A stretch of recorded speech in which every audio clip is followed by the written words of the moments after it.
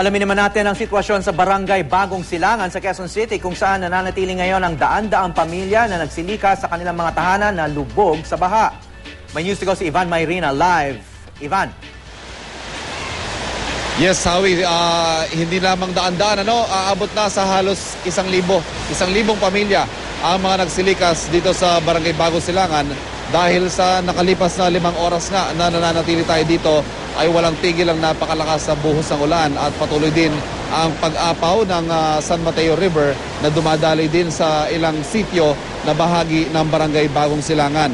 Sa ngayon, Howie, binuksan na itong ilang classrooms ng kalapit na Bagong Silangan Elementary School. Binuksan na rin ang isang community church at ang isang lumang palengke para mapagkasya ang mga residente na patuloy na lumilikas sa mabababang lugar ng barangay Bagong Silangan.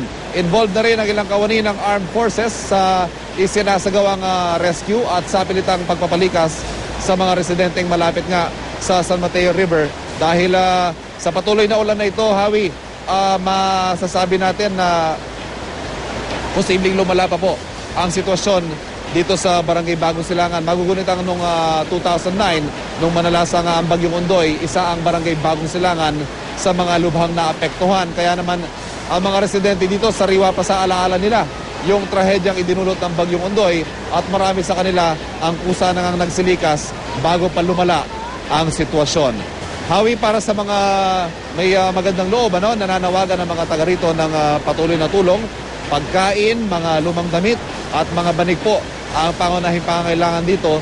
At ang tinututukan ngayon ay ang sana hindi magkahawaan, lalo na yung mga batang nagsisiksikan dito dahil karaniwan po uso ngayon, marami ang may ubod-sipon at dahil nga sa sitwasyon dito ngayon ay pinangangambahan na baka magkahawaan at nag-iipon na nga ng gamot ang mga opisyal ng barangay in anticipation of the possibility na magkaroon nga ng magkakahawaan yung mga bata na naririto sa evacuation center.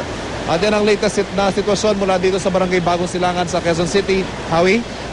Kumusta naman ang mga serbisyo dyan? Yung pinapanood naming video, parang madilim yung ibang lugar dyan sa evacuation center. Meron bang kuryente ngayon? Yes, Howie, mabuti tatanong mo yan.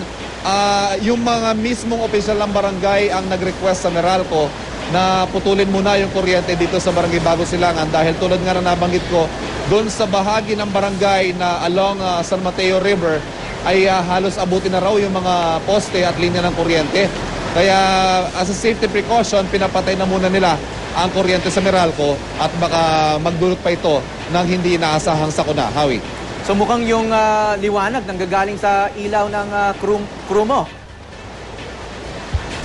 Meron bang ibang nagdala ng ilaw dyan? Howie, sa ngayon, ang source of light dito sa covered court ay yung ilaw ng setup natin. Meron tayong dalang generator at yung mga ilaw natin, yun lang muna ang nagiging pinanggagalingan ng liwanag dito sa covered court sa mga sandaling ito. So, siguro kung may nakakarinig sa ulat natin ngayon, makakatulong din po ang mga flashlight siguro at mga lampara sa ilang mga evacuation centers dito sa barangay Bagong Silangan. Howie?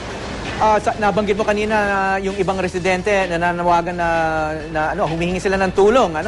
Paano ba makakapagbigay ng tulong yung mga ibang manonood? Meron bang mga halimbawa, mga ahensya tulad ng Red Cross o DSWD na pwedeng tumanggap ngayon ng mga Yes, Howie, yung damit? mga traditional channels lamang siguro tulad ng nabanggit mo, Red Cross at syempre yung GMA Kapuso Foundation natin, Howie, patuloy naman tumatanggap ng mga donasyon at naipangako kagabi ni Mel Chanco sa programa 24 Oras na hanggat maaari, lahat ng maaabot ng GMA Kapuso Foundation ay hahatiran po ng tulong ngayong araw na ito.